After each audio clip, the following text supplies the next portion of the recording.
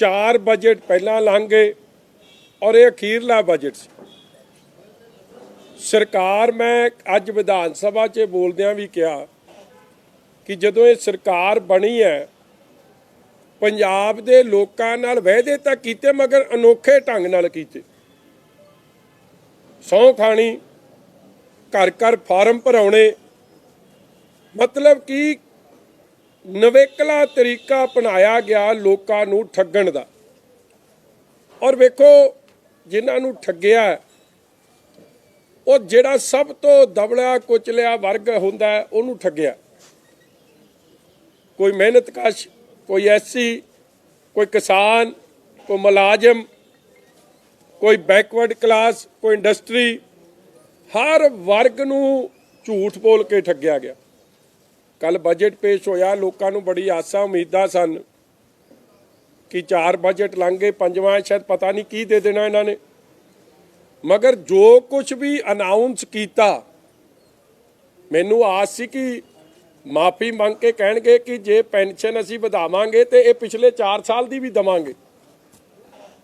जे बिजली के रेट 5 रुपए का वायदा असीं 10 करते तो 5 रुपए की माफ़ी दे के थोड़े खात्यां 'च पैसे पावांगे। SC स्कॉलरशिप जिहड़ी पिछले 4 साल तो दित्ती नहीं वो भी बच्चों के घर तक पहुँचावांगे। मुलाजम वर्ग जिन्हां दे नाल TA, DA, भत्ते, अरेयर्स, पे कमीशन, सेंट्रल, कच्चे तो पक्के करना, ये सारे मुद्दे मैनू आस सी कि वो कहणगे कि असीं बैक डेट तो जिस दिन की सरकार बनी है उस दिन तो लागू करांगे। मगर पता नहीं किहड़े पंडित जी नाल सलाह हुई सी कि जेड़ा कुछ भी देना वो 1/7/2021 तरीक चुनी। हले ये भी नहीं भरोसा कि देना कि नहीं देना। मगर जे तुसी वैट रातों रात लागू कर सकते हो, जिस दिन ऐलान दो कि वध जाना, कि जोड़ा कुछ बजट च ऐलानिया जा रहा उन्होंने भी लातों नाल दी नाल कह दो कि कल तो ये लागू है। मगर जदों ये तरीका अगले जदों सरकार दे रही 2-3 महीने जाने आ, मुड़ के कोड ऑफ कंडक्ट लग जाना, इस तो स्पष्ट होंदा कि सरकार दी मनशा, सरकार दी इन्हां पॉलिसीज़ प्रति कोई कमिटमेंट नहीं, कोई गारंटी नहीं, सिर्फ ते सिर्फ जुमलाबाजी अंदर चल रही है। अज दे कुछ अखबार ने और मैं ये सब तो पहली गल की कि देखो किसान करजा माफ़ी सब तो वड्डी गल 90,000 करोड़ का करजा सी और CM साहब ऑन रिकॉर्ड है कहते हुए कि मैं आड़तीए का माफ़ करूँ, मैं बैंक का करूँ, मैं कोऑपरेटिव का करूँ। जिथे मैं दसूए दे उन्होंने दोवां प्यो पुत्तां की गल की जिन्हों ने आपदे सुसाइड नोट च कांग्रेस सरकार नूं जिम्मेवार ठहराया, उत्थे मैं ये गल की कि अज क्योंकि अजकल एक समा हो जाए कि बार बार जदों आपां नूं सूट करदा हर बंदा किसान यूनीयन की गल बड़ी करदा ते किसान यूनीयन उगराहा डकौंदा ने क्लीयरली कहता कि टू लिटल टू लेट, कि कुछ नहीं है, 5% है। मतलब मेरी गल छड्डो, जिन्होंने आपां कहने कि इन्हों किसानी की अज अगवाई कर रहे ਜਾਂ समझ आ, उन्होंने भी रिजेक्ट करता। किसान खुदकुशी रोक नहीं रही। इस तरह किसानों के वास्ते बजट च मैनू उत्थे क्योंकि कई चीज़ां अंदर बोलन नहीं दित्तियां, उन्होंने मिर्चां लगदियां सन।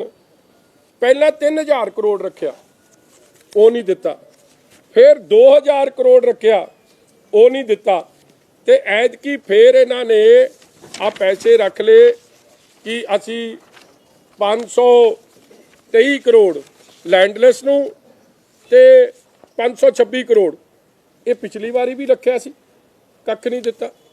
किन्नियां अनाउंसमेंटां मैं दस सकदा जिहड़ियां पहलां होईयां उन्हां दा कुछ नहीं होया। मैं एक लिस्ट बना के आया सी और मैं कहा भी हाउस के अंदर की कमेटी बना दिओ कि यह गल दा निपटारा ही हो जाए।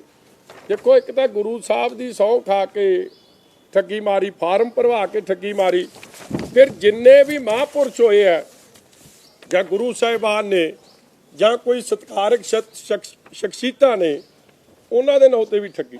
ਇੱਕ ਯਾਦ ਹੋਊਗਾ ਤੁਹਾਨੂੰ, ਸਭ ਤੋਂ ਪਹਿਲਾਂ ਸ਼ਹੀਦ ਆਜ਼ਮ ਸ਼ਹੀਦ ਭਗਤ ਸਿੰਘ ਜੀ ਦੇ ਨਾਂ ਤੇ ਇੱਕ ਹਰਾ ਟਰੈਕਟਰ ਸਕੀਮ ਸੀ।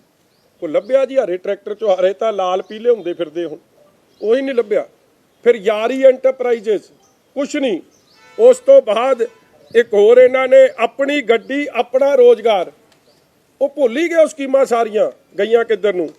ਇਸੇ ਤਰ੍ਹਾਂ ਇਹਨਾਂ ਨੇ ਜਿਵੇਂ ਜਿਵੇਂ ਬਜਟ ਤੁਰਿਆ ਜਾਂਦਾ ਉਸ ਤਰ੍ਹਾਂ ਇਹ ਆਪਦੇ ਸਲੋਗਨ ਵੀ ਬਦਲੀ ਜਾਂਦੇ ਆ।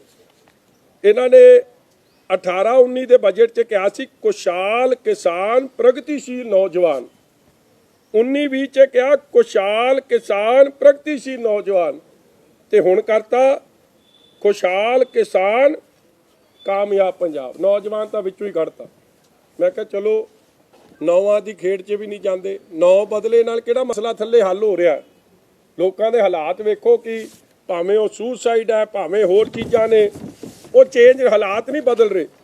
ਔਰ ਇਹ RBI ਦਾ ਡਾਟਾ ਹੈ ਕਿ ਜਿਹੜਾ ਡੈਟ ਵੇਵਰ ਹੈ, ਜਿੱਥੇ ਆਪਣਾ ਤਾਂ ਸਿਰਫ 5% ਤੋਂ ਥੱਲੇ ਹੈ, ਤੇਲੰਗਾਨਾ ਦਾ 85%, ਤਮਿਲਨਾਡੂ ਦਾ 84%, ਯੂਪੀ ਦਾ 73%, ਮਹਾਰਾਸ਼ਟਰ ਦਾ 65%, ਸਭ ਤੋਂ ਘੱਟ ਇੱਥੇ।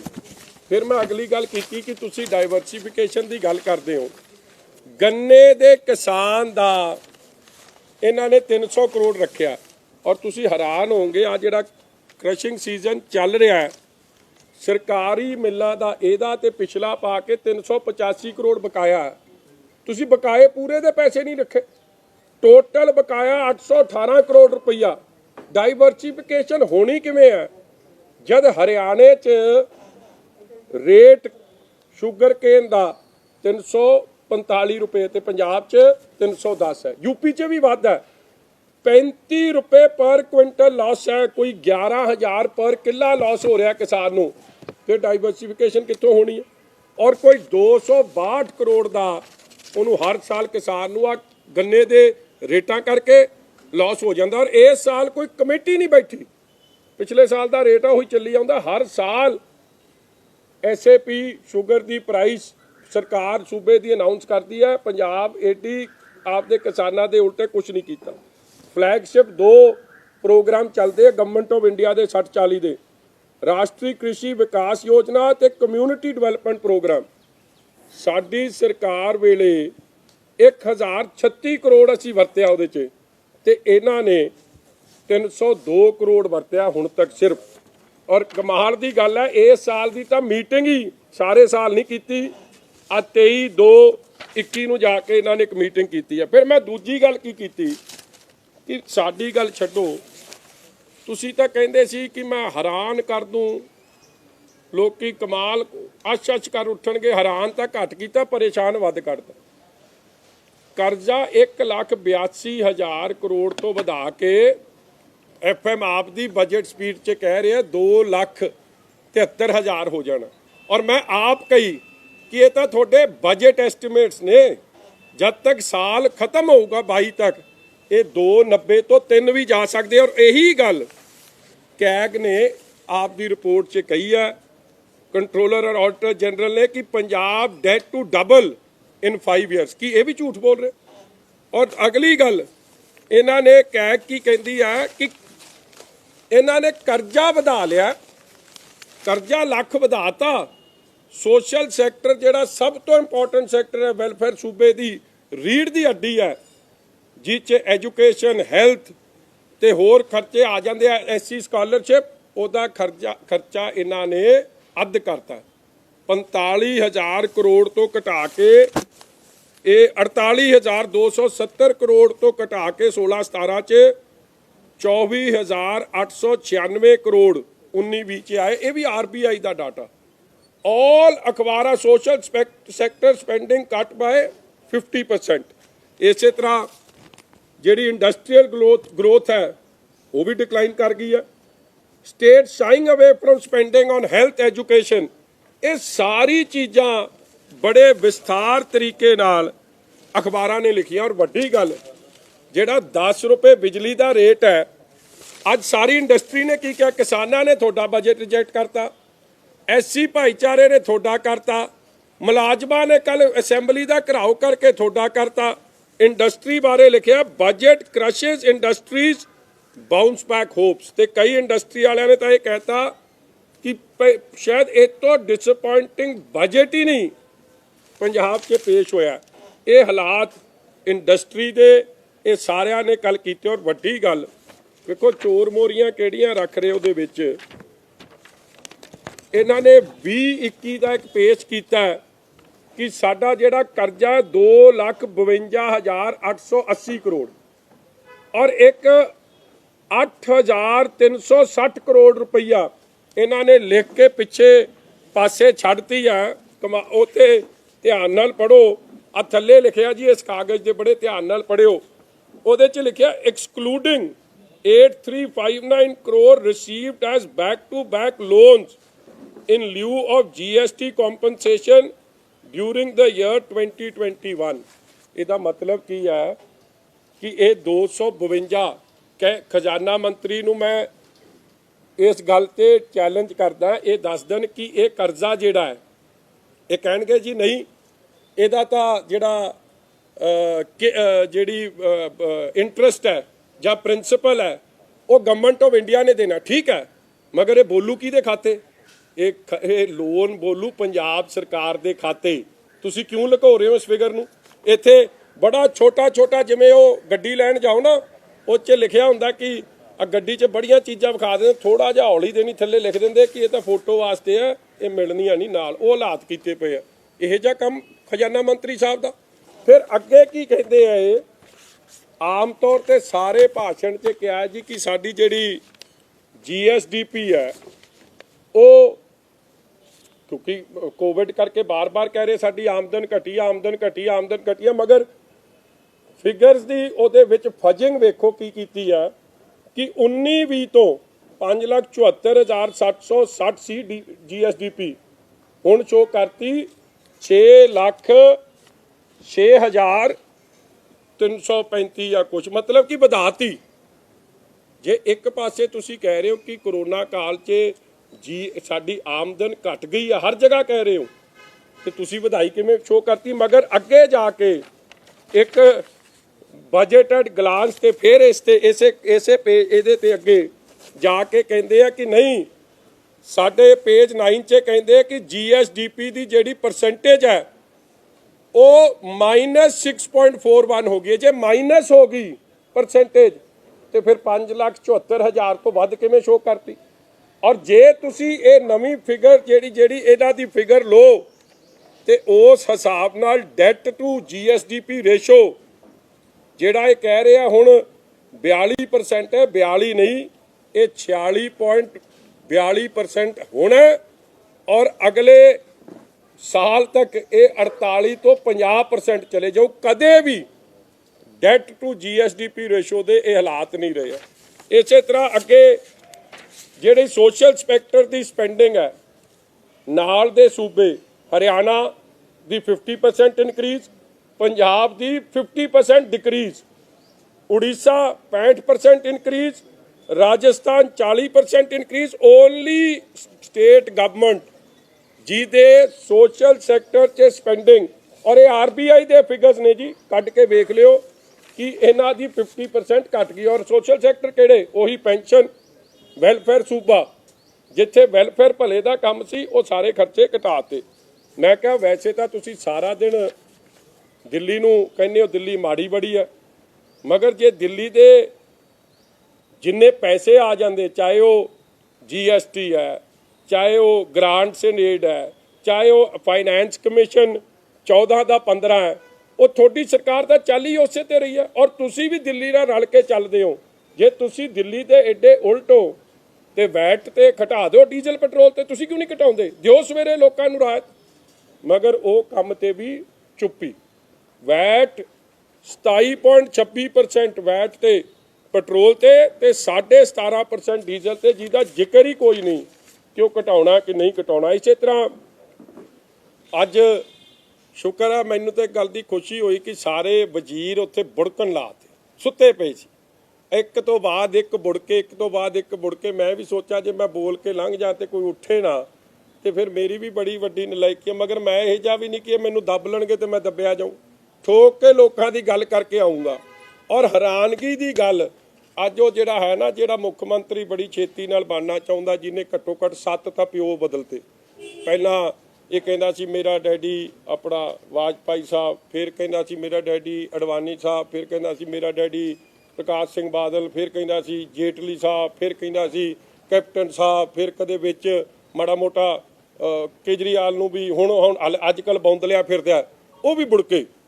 ਉਹ ਵੀ ਇੱਕ ਕੀ ਕਹਿੰਦਾ ਸੀ, ਇੱਕ ਆਪਦੀ ਵੀਡੀਓ ਚੜਾਈ ਸੀ ਉਹਨੇ ਕਿ 1% ਲੋਕ ਹੀ ਸਾਰਾ ਕੁਝ ਖਾਈ ਜਾਂਦੇ, 99 ਤਾਂ ਮਾਲ ਲੁੱਟਿਆ ਜਾ ਰਿਹਾ।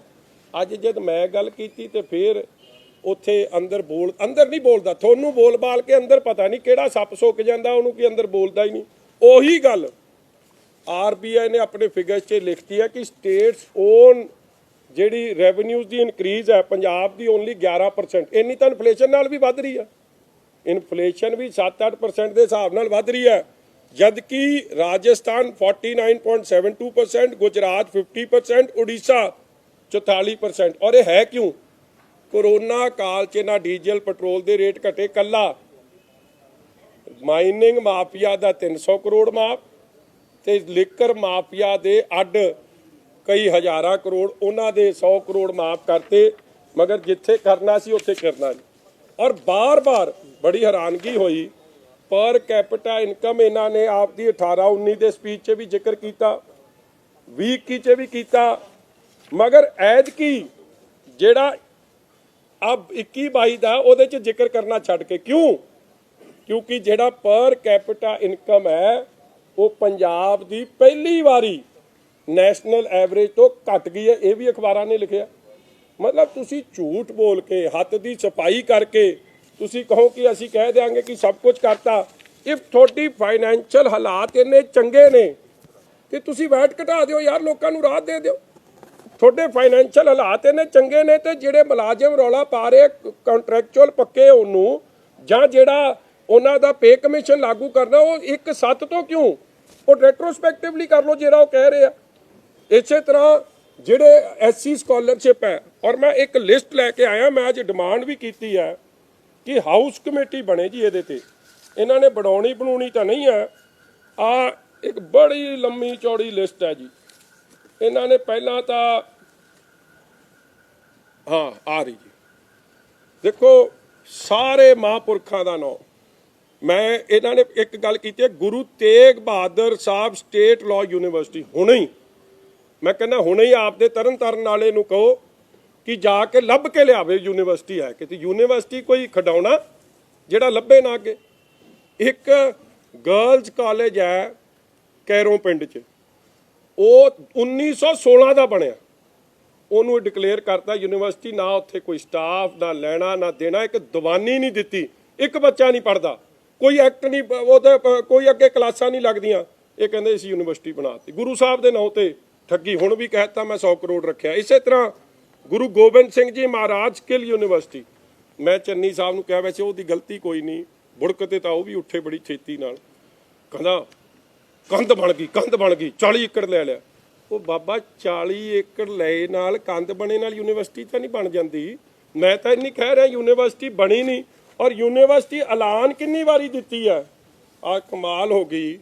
ਇਹ ਯੂਨੀਵਰਸਿਟੀ ਐਲਾਨੀ ਗਈ ਹੈ, ਇਹ 18-19 'ਚ ਵੀ ਐਲਾਨੀ, ਸਭ ਤੋਂ ਪਹਿਲਾਂ ਯੂਨੀਵਰਸਿਟੀ ਐਲਾਨੀ 18-19। ਬੰਦਾ ਸਮਝੇ 1 ਸਾਲ ਨਹੀਂ ਬਣੀ, 2 ਸਾਲ ਨਹੀਂ ਬਣੀ, 3 ਸਾਲ ਨਹੀਂ ਬਣੀ, 18-19 'ਚ ਐਲਾਨੀ। ਅੱਜ ਤੱਕ ਇੱਕ ਕਲਾਸ ਨਹੀਂ ਉਹਦੀ ਲੱਗ ਰਹੀ। ਜਾ ਕੇ ਜਾਓ, ਮੈਨੂੰ ਯੂਨੀਵਰਸਿਟੀ ਲੱਭ ਕੇ ਵਿਖਾ ਦਿਓ, ਜੋ ਤੁਸੀਂ ਕਹੋਗੇ ਮੰਨੂ। ਅਗਲਾ ਜਗਤ ਗੁਰੂ ਸ੍ਰੀ ਗੁਰੂ Nanak Dev state open university Patiala, ਉਹ ਪੰਜਾਬੀ ਯੂਨੀਵਰਸਿਟੀ ਦੇ ਤਾਂ ਚੀਕਾਂ ਨਿਕਲੀਆਂ ਪਈਆਂ। 150 ਕਰੋੜ ਉਹਦਾ ਦੇਣ ਵਾਲਾ, ਨਵੀਂ ਤੁਸੀਂ ਕਿੱਥੋਂ ਖੋਲ ਦੇਣੀ। ਮਹਿੰਦਰਾ ਕਾਲਜ ਦਾ ਪ੍ਰਿੰਸੀਪਲ ਇੰਚਾਰਜ ਲਾਤਾ, ਇੱਕ ਨਿੱਕੇ ਜਿਹੇ ਦਫ਼ਤਰ ਤੋਂ ਚਲਾਤੀ ਹੈ, ਕਹਿੰਦੇ ਯੂਨੀਵਰਸਿਟੀ ਖੁੱਲ ਗਈ। ਇਸ ਦਿਸ ਦ ਵੇ। ਫਿਰ ਬੇਬੇ ਨਾਨਕੀ ਗਰਲਜ਼ ਕਾਲਜ ਸੁਲਤਾਨਪੁਰ ਲੋਧੀ, ਜਾਓ ਲੱਭ ਕੇ ਲਿਆਵੇ ਕੋਈ, ਇੱਕ ਇੱਟ ਲਾਈ ਹੋਵੇ। ਹਰ ਗਲਤੀ ਝੂਠ। ਫਿਰ ਕਹਿੰਦੇ ਜੀ ਉਹ ਆਪਣਾ ਅੰਬੇਦਕਰ ਸਾਹਿਬ ਦੀ ਸਕਾਲਰਸ਼ਿਪ ਬਣਾਈ ਸੀ ਕਿ ਨਹੀਂ ਬਣਾਈ ਸੀ, ਡਾਕਟਰ ਬਾਬਾ ਸਾਹਿਬ ਅੰਬੇਦਕਰ ਸਾਹਿਬ ਦੇ 60-40 ਦੀ ਰੇਸ਼ੋ ਨਾਲ ਇੱਕ ਨੂੰ ਵੀ ਸਕਾਲਰਸ਼ਿਪ ਮਿਲੀ ਹੋਵੇ, ਇੱਕ ਨੂੰ ਵੀ।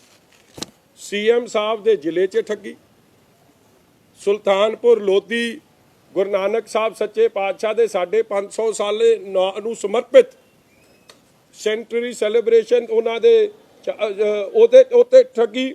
ਇਸੇ ਤਰ੍ਹਾਂ ਗੁਰੂ ਨਾਨਕ ਦੇਵ ਯੂਨੀਵਰਸਿਟੀ 'ਚ ਕਹਿੰਦੇ ਜੀ 3 ਚੇਅਰਾਂ ਚਲਾਤੀਆਂ, ਜਾਓ ਅੱਜ ਪੁੱਛ ਲਓ ਜਾ ਕੇ।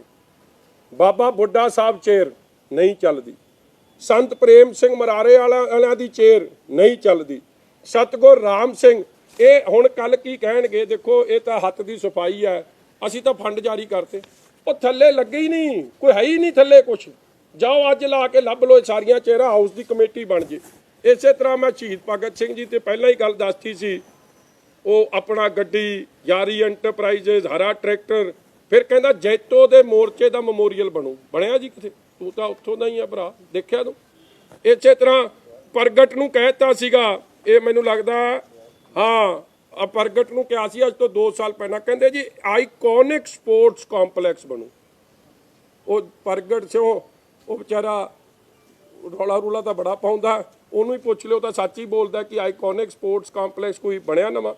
ਇਸੇ ਤਰ੍ਹਾਂ ਬੜੀ ਲੰਮੀ ਲਿਸਟ ਸੀ, ਚਲੋ ਉਹਨਾਂ ਨੇ ਮੈਨੂੰ ਬੋਲਣ ਨਹੀਂ ਦਿੱਤਾ। ਆਹ ਮੈਡੀਕਲ ਕਾਲਜਾਂ ਦੀ ਲਿਸਟ ਹੈ, ਕਮਾਲ ਦੀ ਲਿਸਟ ਹੈ, ਵੀ ਸੁਣਨ ਵਾਲੀ ਹੈ। New medical college SAS Nagar Mohali, ਜਾਓ ਲੱਭ ਕੇ ਲਿਆਓ, ਹੁਣੇ ਲਿਆਓ। ਇਹ ਐਲਾਨ ਹੋਇਆ 17-18 'ਚ, ਫਿਰ ਐਲਾਨ ਹੋਇਆ 18-19 'ਚ, ਫਿਰ ਐਲਾਨ ਹੋਇਆ 19-20 'ਚ, ਫਿਰ ਐਲਾਨ ਹੋਇਆ 20-21 'ਚ, ਫਿਰ ਐਲਾਨ ਹੋਇਆ 21-22 'ਚ। ਘੱਟੋ ਘੱਟ 9-10 ਆਹ ਮੈਡੀਕਲ ਕਾਲਜ ਐਲਾਨ ਤੇ। ਹੁਣ ਮੈਡੀਕਲ ਕਾਲਜ ਕਿੰਨੇ ਦਾ, ਕੋਈ ਮੁਫਤ 'ਚ ਬਣ ਨਹੀਂ ਜਾਣਾ। ਏਮਸ ਬਣਿਆ 1000 ਕਰੋੜ ਲੱਗਿਆ, ਚਲੋ ਇਹ ਅੱਧ 'ਚ ਬਣਾ ਦੇਣਗੇ, ਬੜੇ ਐਫੀਸ਼ੀਐਂਟ ਬੰਦੇ ਆ। 500 ਕਰੋੜ ਦੀ ਚੀਜ਼ ਐਲਾਨਤੀ ਹੋਵੇ, ਇਹ ਪਚਦਾ ਤਾਂ ਰਿਬਨ ਕੱਟਦੇ ਫਿਰਦੇ, ਉਦਘਾਟਨ ਨਾ ਕਰਨ ਜੇ ਏਡੀਆਂ ਯੂਨੀਵਰਸਿਟੀਆਂ ਤੇ ਮੈਡੀਕਲ ਕਾਲਜ ਬਣ ਜਾਣ। ਕੋਈ ਚੀਜ਼ ਜਿਹੜਾ ਗੁਰੂ ਸਾਹਿਬ ਦੇ ਨਾਂ ਤੇ, ਔਰ ਰੱਖੀ ਵੀ ਕਿਹਦੇ ਨਾਂ ਤੇ ਹੈ? Guru Nanak Dev state institute medical science at Kapurthala, Shaheed Udham Singh ji ਦੇ ਨਾਂ ਤੇ ਹੁਸ਼ਿਆਰਪੁਰ। ਹਰ ਚੀਜ਼, weather industrial park, whether it is border area development fund 300 crore 17-18 'ਚ, 300 ਕਰੋੜ 18-19 'ਚ, 100 ਕਰੋੜ 19-20 'ਚ, 300 ਕਰੋੜ 20-21 'ਚ, ਟੋਟਲ 1000 ਕਰੋੜ ਰੁਪਈਆ ਕਿੱਥੇ ਗਿਆ? ਮਤਲਬ ਅਨਾਉਂਸਮੈਂਟ ਫॉर द ਸੇਕ ਆਫ ਅਨਾਉਂਸਮੈਂਟ, ਕੋਈ ਫਾਇਦਾ ਨਹੀਂ। ਫਿਰ ਇਹਨਾਂ ਨੇ ਇਹ ਕੈਪਟਨ ਸਾਹਿਬ ਨਾਲ ਵੀ ਠੱਗੀ ਮਾਰਤੀ। ਇੱਕ ਤਾਂ ਹੁੰਦੀ ਹੈ ਨਾ PM ਆਵਾਸ ਯੋਜਨਾ, ਕੱਚੇ ਮਤਲਬ ਉਹ ਛੱਤਾਂ ਗਰੀਬ ਲੋਕਾਂ ਦੇ ਘਰਾਂ ਵਾਸਤੇ, ਇਹਨਾਂ ਨੇ ਬਣਾਤੀ ਇੱਕ ਪੰਜਾਬ ਪੇਂਡੂ ਆਵਾਸ ਯੋਜਨਾ 500 ਕਰੋੜ ਜ਼ੀਰੋ। ਇਹ ਸਾਰੀ ਚੀਜ਼ਾਂ ਫਿਰ 올ਡ ਏਜ ਹੋਮ ਕਹਿੰਦੇ ਹਰ ਜ਼ਿਲ੍ਹੇ 'ਚ ਬਣਾ ਦੇਣੇ ਆ। ਮੈਨੂੰ ਪਤਾ ਨਹੀਂ ਕਿਹਦੇ ਲਈ ਬਣਾਉਣ ਨੂੰ ਫਿਰਦੇ ਆ, ਇੱਕ ਨਹੀਂ ਬਣਿਆ। 올ਡ ਏਜ ਹੋਮ ਤਾਂ ਇੱਕੋ ਹੀ ਚੱਲਦਾ, ਉਹ ਤੁਸੀਂ ਦੇਖਿਆ ਹੀ ਆ, ਇੱਥੇ ਚੱਲਦਾ, ਚੰਡੀਗੜ੍ਹ ਦੇ ਆਲੇ ਦੁਆਲੇ ਚੱਲਦਾ, ਮੈਂ ਉਸ ਗੱਲ 'ਚ ਵੀ ਨਹੀਂ ਜਾਂਦਾ।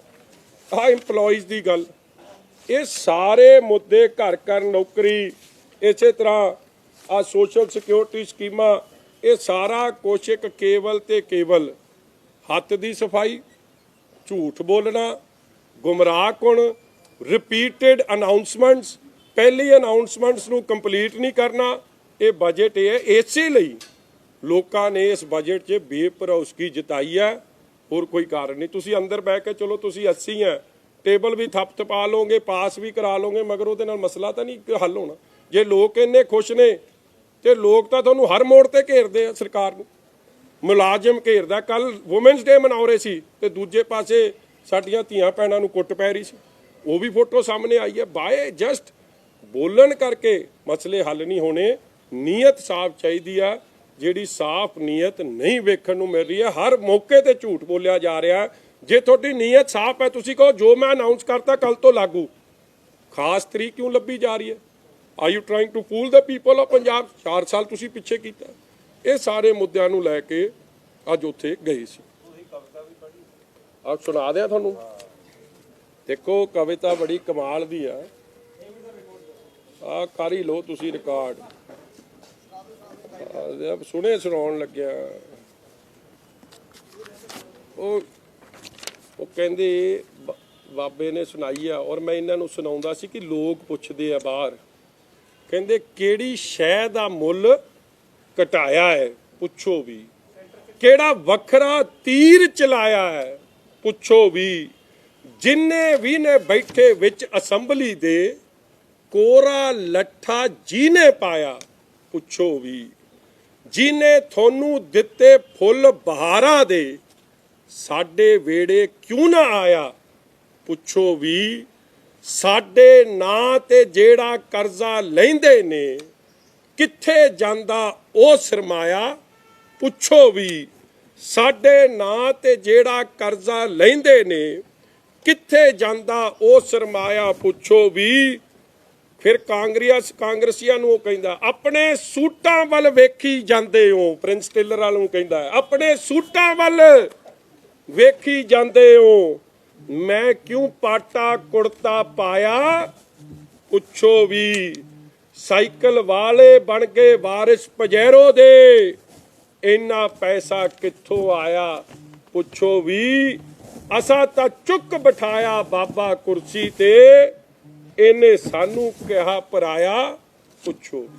ਇਹ ਤੇ ਐਡੀਆਂ ਮਿਰਚਾਂ ਲੜ ਗਈਆਂ ਕਿ ਕਿਉਂ ਲੋਕਾਂ ਦੀ ਗੱਲ ਕਰਦੀ। ਤੇ ਹਾਂਜੀ, ਓਏ ਲਿਖੀ ਤਾਂ ਬਾਬੇ ਨੇ, ਕਿਸੇ ਨੇ ਕਹਿੰਦਾ ਸੀ ਅੰਦਰ ਸੁਣਾ ਦੀ ਮੇਰੇ ਵੱਲੋਂ।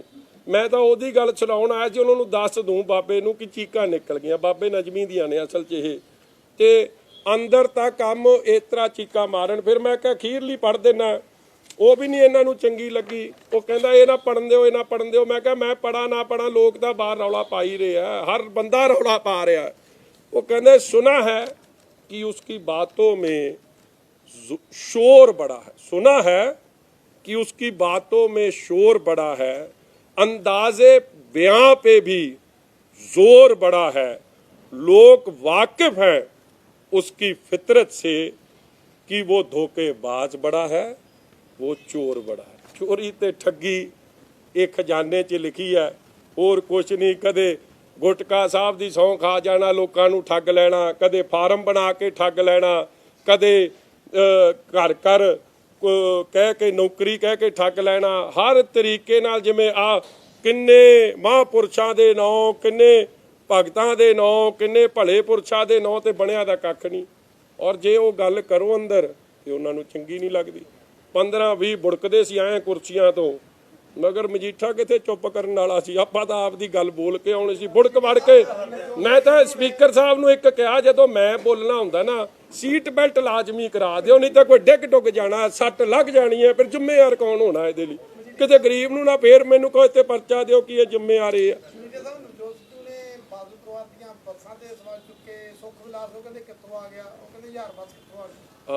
ਹੁਣ ਇਹ ਬੜੀ ਚੰਗੀ ਗੱਲ ਹੈ।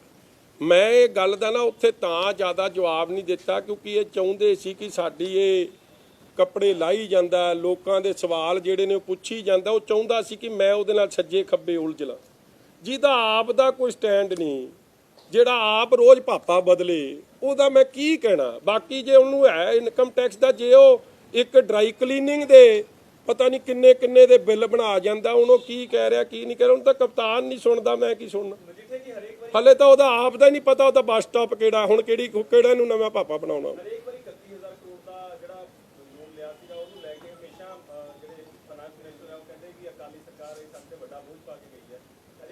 ਦੇਖੋ ਇੱਕ ਬੜੀ ਗੱਲ, ਬੜੀ ਇਹ ਨਾ ਪਹਿਲੇ ਦਿਨ ਗੱਲ ਹੋ ਜਾ 17 'ਚ ਹੋ ਗਈ, ਚਲੋ ਸੁਣ ਲਿਆ, 18 'ਚ ਹੋ ਗਈ, ਸੁਣ ਲਿਆ। ਜਦੋਂ ਬਜਟ ਪੇਸ਼ ਹੁੰਦਾ ਹੈ ਉਦੋਂ ਇਹ ਡਰਾਮਾ ਰਚਿਆ ਜਾਂਦਾ। ਜੇ ਉਹ 31,000 ਕਰੋੜ CCL ਲਿਮਿਟ 'ਚ ਕੋਈ ਨੁਕਸ ਹੈ, ਤੁਸੀਂ ਕਾਰਵਾਈ ਕਰ ਦਿਓ, ਸਰਕਾਰ ਤੁਹਾਡੀ ਹੈ। Fact of the matter is ਕਿ ਉਹ ਲੈਗੇਸੀ ਅਕਾਊਂਟ ਹੈ। CCL ਲਿਮਿਟ 1996 ਤੋਂ ਜਿਹੜਾ ਫਰਕ ਸੀ, ਜਦੋਂ ਗ੍ਰੇਨਸ ਖਰੀਦੇ ਜਾਂਦੇ ਸੀ ਸੈਂਟਰ ਨਾਲ, FCI ਨਾਲ, ਉਹਦਾ ਜੋ ਅਕਾਊਂਟ ਸੈਟਲ ਨਹੀਂ ਹੁੰਦਾ ਸੀ, ਅਖੀਰ 'ਚ ਉਹਨਾਂ ਨੇ ਕਿਹਾ ਸੀ CCL ਲਿਮਿਟ ਨਹੀਂ ਦੇਣੀ ਜਦ ਤੱਕ ਇਸ ਨੂੰ ਸੈਟਲ ਨਹੀਂ ਕਰੋਗੇ। ਔਰ ਉਸੇ ਕਰਕੇ ਇਹ CCL ਲਿਮਿਟ ਉਸ ਵੇਲੇ ਮਜਬੂਰੀ ਬਣ ਗਈ ਕਿ ਇਹ ਲੈਣੀ ਪਈ। ਮਗਰ ਇਹਦੇ 'ਚ ਕੋਈ ਕਮੀ ਪੇਸ਼ੀ ਨਹੀਂ ਤਾਂ ਕਾਰਵਾਈ ਕਰ ਦਿੰਦੇ। ਅੰਦਰ ਐਵੇਂ ਰੌਲਾ ਪਾਈ ਜਾਣਾ, ਹਰ ਗੱਲ ਤੇ ਰੌਲਾ ਪਾਈ ਜਾਣਾ, ਧਿਆਨ ਭਟਕਾਊ ਗੱਲ ਕਰੀ ਜਾਣੀ, ਉਹਦੇ ਨਾਲ ਪੰਜਾਬ ਦੇ ਮਸਲੇ ਹੱਲ ਨਹੀਂ ਹੋਣੇ। ਪੰਜਾਬ ਇੱਕ ਹਾਂਜੀ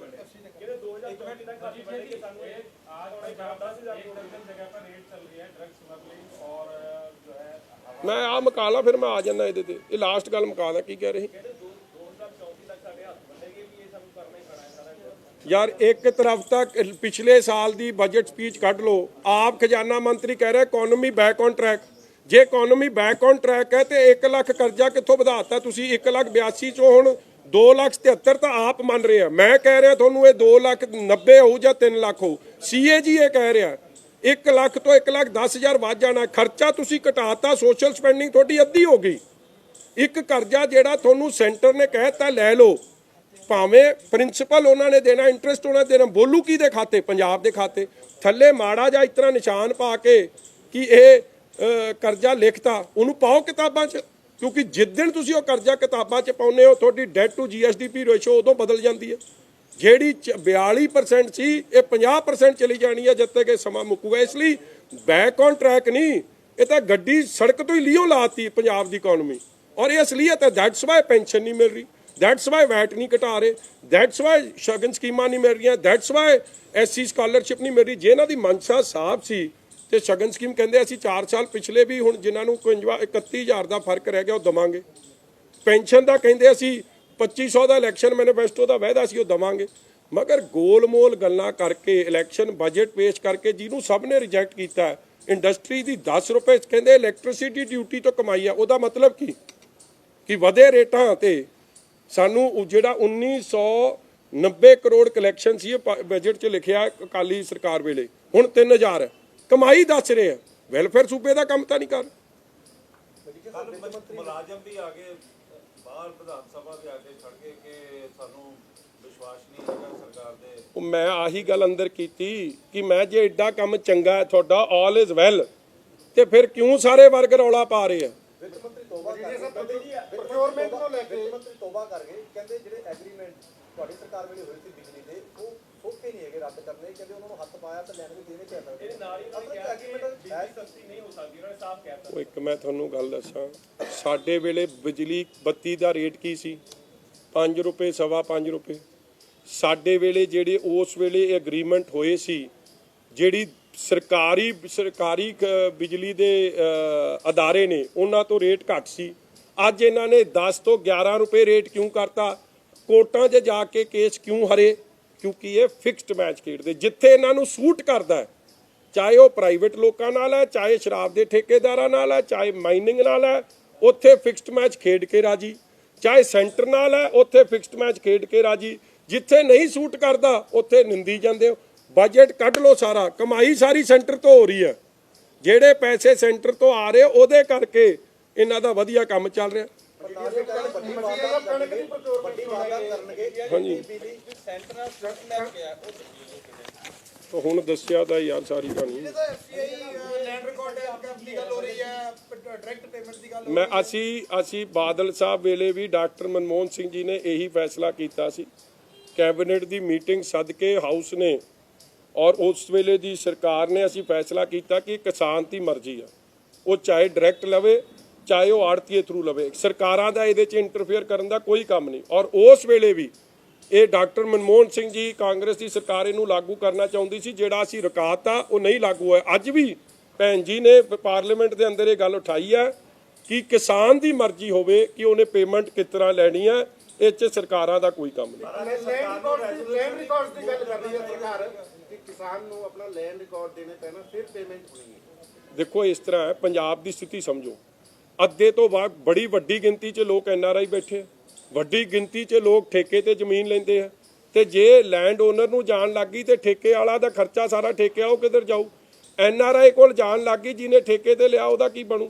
ਇਸ ਲਈ ਕਈ ਕਾਰਨ ਨੇ ਕਿੱਥੇ। ਅੱਛਾ, ਇੱਕ ਹੋਰ ਮਾਰ ਪੈਣੀ ਹੈ ਸਭ ਤੋਂ ਵੱਡੀ, ਕਰਜ਼ਾ ਬਜ਼ੁਰਗ ਦੇ ਨਾਂ ਤੇ ਹੈ ਤੇ ਜ਼ਮੀਨ ਬਜ਼ੁਰਗ ਦੇ ਨਾਂ ਤੇ ਹੈ। ਜੇ ਉਸ ਨਾਂ ਤੇ ਆ ਗਈ ਤੇ ਬੈਂਕਾਂ ਨੇ ਪੈਸੇ ਕੱਟ ਲੈਣੇ ਤੇ ਲੱਭੂ ਦਾ ਕਿਸੇ ਨੂੰ ਕੁਝ ਨਹੀਂ, ਅੱਗੇ ਹੋਰ ਖੁਦਕੁਸ਼ੀ ਵੱਧ ਜੂ। ਇਸ ਲਈ ਇਹ ਸਿਸਟਮ ਨਾਲ ਛੇੜਛਾੜ ਕਰਨਾ ਇੱਕ ਬਹੁਤ ਕਿਸਾਨ ਵਿਰੋਧੀ ਸਟੈਪ ਹੈ। ਅਸੀਂ ਇਹਦੇ ਖਿਲਾਫ ਹੈ। ਪੇਮੈਂਟ ਜਿਸ ਤਰ੍ਹਾਂ ਕਿਸਾਨ ਲੈਣਾ ਚਾਹਵੇ ਉਸ ਤਰ੍ਹਾਂ ਹੋਣੀ ਚਾਹੀਦੀ।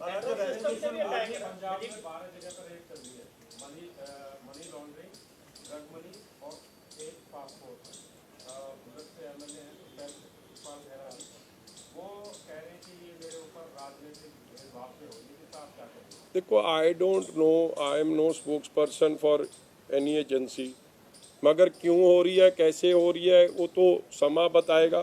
मगर अंदर हाउस के अंदर इस बात की चर्चा जरूर चली है कि जिन्नी भी इंस्टीट्यूशंस ने, चाहे वो कोई सरकारी अदारे ने वड्डे वड्डे, उन्होंने पहला कांग्रेस ਵਰਤਦੀ ਸੀ। ਸੁਪਰੀਮ ਕੋਰਟ 'ਚ ਟਿੱਪਣੀ ਵੀ ਆਈ ਕਿ ਇਹ ਕੇਜ ਪੈਰਟ ਨੇ, ਔਰ ਹੁਣ ਤੋਤੇ ਦੀ ਤਰ੍ਹਾਂ ਉਹਦੀ ਵਰਤੋਂ ਮੌਜੂਦਾ ਸਰਕਾਰ ਕਰ ਰਹੀ ਹੈ।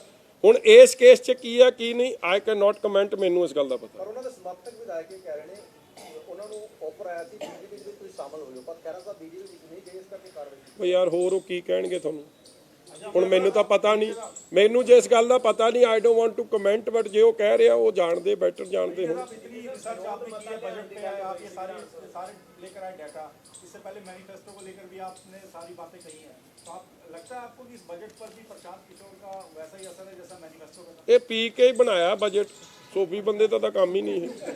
मजीठिया साहब ईवीएम को लेके आज ਤੇ ਜਿਹਨੇ ਪੀ ਕੇ ਪੜ੍ਹ ਲਿਆ ਉਹ ਸੌਖਾ, ਜਿਹਨੇ ਉਹ ਪੜ੍ਹਨ ਦੀ ਕੋਸ਼ਿਸ਼ ਕੀਤੀ ਉਹ ਔਖਾ ਹੈ। ਉਹ ਮੈਂ ਕਿਹੜਾ ਉਹਨਾਂ ਦੀ ਗੱਲ ਕਰ ਰਿਹਾ, ਅੰਦਰ ਵੀ ਇੱਕੋ ਕੀ ਨਾ ਉਹਦਾ ਆਪਣੇ ਦਾ ਐਮਐਲਏ, ਉਹ ਜਿੱਥੇ ਤੇ ਗੁਰੂ ਤੇਗ ਬਹਾਦਰ ਸਾਹਿਬ ਜੀ ਦੀ ਯੂਨੀਵਰਸਿਟੀ ਬਣਨੀ ਸੀ ਪੱਟੀ ਤਰਨਤਾਰਨ, ਉਹ ਐਵੇਂ ਰੌਲਾ ਪਾਈ ਜਾਂਦਾ, ਕਹਿੰਦਾ ਜੀ ਤੁਹਾਡੀ ਜ਼ਮੀਨ ਤੁਹਾਡੀ। ਉਹ ਮੈਂ ਕਿਹਾ ਮੈਨੂੰ ਨਿੰਦੀ ਜਾਂਦਾ, ਉਹ ਐਫਐਮ ਦੀ ਵੀ ਭੈਣ ਲੱਗਦੀ ਹੈ, ਮੇਰੇ ਦੁਆਲੇ ਐਵੇਂ ਹੋਈ ਜਾਂਦਾ। ਮੇਰੇ ਨਾਲ ਤਾਂ ਰਿਸ਼ਤੇਦਾਰੀ ਬਾਅਦ 'ਚ ਬਣੀ, ਪਹਿਲਾਂ ਤਾਂ ਰਿਸ਼ਤੇਦਾਰੀ ਉਹ ਉਹਨਾਂ ਦੇ ਪਰਿਵਾਰ ਦਾ ਮਾਮਲਾ, ਇਸ ਲਈ ਮੈਂ ਕਿਹਾ ਐਵੇਂ ਨਾ ਸੈਲਫ ਗੋਲ ਕਰੀ ਜਾਇਆ ਕਰ, ਸੋਚ ਸਮਝ ਕੇ ਬੋਲਿਆ ਕਰ। ਐਵੇਂ ਬੋਲੀ ਫਿਰ ਚੰਨੀ ਉੱਠ ਪੜਿਆ, ਉਹ ਤੈਨੂੰ ਨਾਲ ਲੈ ਕੇ ਜਾਊਂਗਾ ਯੂਨੀਵਰਸਿਟੀ 'ਚ। ਉਹ ਮੈਂ ਬਾਬਾ ਮੈਨੂੰ ਛੱਡ ਨਾਲ, ਪਹਿਲਾਂ ਤਾਂ ਤੇਰੇ ਵਰਗੇ ਨਾਲ ਜਾਏ ਨਾਲ ਕੋਈ ਹੋਰ ਖਤਰ ਕੰਮ ਨੁਕਸਾਨ ਨਾ ਹੋ ਜੇ। ਤੂੰ ਐਂ ਕਰ ਹਾਊਸ ਕਮੇਟੀ ਬਣਾ ਲਓ, ਚੱਲਦੇ ਆਪਾਂ। ਕਿੱਥੇ ਯੂਨੀਵਰਸਿਟੀ ਤੁਸੀਂ ਸਮਝਦੇ ਹੋ ਜਿਹੜਾ ਪੱਚ ਦਾ ਉਦਘਾਟਨ ਕਰ ਸਕਦੇ, ਯੂਨੀਵਰਸਿਟੀ ਬਣੀ ਹੋਵੇ ਤੇ ਸਾਨੂੰ ਦਿਸੇ ਨਾ? ਅੰਨੇ ਬੋਲੇ ਲੋਕ ਪੰਜਾਬ। ਇੱਕ ਲਾਈਟਾਂ ਦੀ ਗੱਲ ਕਰਨ ਲੱਗੇ, ਕਮੇਟੀ ਬਣਾਉਣ ਦੀ ਗੱਲ ਹੋਈ ਹੈ ਜੀ ਕਿ ਸਦਨ ਦੀ ਕਾਰਵਾਈ ਲਾਈਵ ਹੋਏ ਤੇ ਸਪੀਕਰ ਸਾਹਿਬ ਨੇ ਨਿਬੇੜ ਹੀ ਦਿੱਤੀ ਨਾ, ਕਹਿੰਦੇ ਅਗਲੀ ਵਾਰੀ, ਅਗਲੀ ਤਾਂ ਵਾਰੀ ਨਹੀਂ ਆਉਣੀ ਇਹਨਾਂ ਦੀ, ਤੇ ਕੰਮ ਮੁੱਕ ਗਿਆ। ਮੇਰੇ ਤੇ ਹੱਸਦੇ ਸੀ ਕਿ ਜੀ ਮੈਂ 22-23 ਦੀ ਗੱਲ ਕਰਤੀ, ਮੈਂ ਕਿਹਾ ਕੱਲ ਤੁਹਾਡਾ ਰਾਣਾ ਉਹ ਸੋਢੀ ਵੀ ਇਹੀ ਆਖੀ ਜਾਂਦਾ ਸੀ ਕਿ ਸਮਾਰਟਫੋਨ ਦਵਾਂਗੇ, 22-23 ਨੂੰ ਦਵਾਂਗੇ, 23-24 ਨੂੰ ਦਵਾਂਗੇ।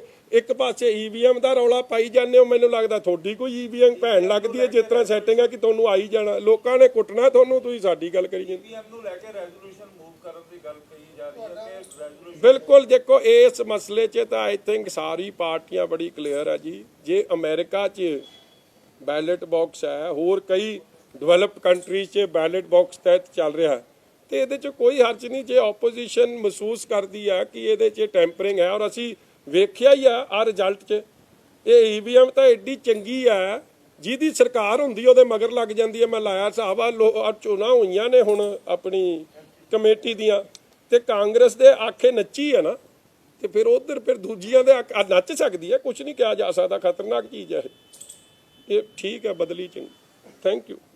ਆ ਮੈਂ ਕਿਉਂ ਦੱਸ ਦਿਆਂ, ਆ ਲਾਸਟ ਗੱਲ ਆ ਮਾਈਨਿੰਗ ਉੱਤੇ, ਇਹ NGT report submitted to NGT, ਉਹ ਕੀ ਕਹਿੰਦੇ, ਅਮਾਉਂਟ ਆਫ ਇਲੀਗਲ ਮਾਈਨਿੰਗ ਕੱਲੀ 3 ਥਾਵਾਂ ਤੇ ਸਵਾਰਾ ਖੱਡ 232 ਕਰੋੜ ਰੁਪਏ ਦਾ ਚੂਨਾ ਲੱਗਿਆ ਖਜ਼ਾਨੇ ਨੂੰ।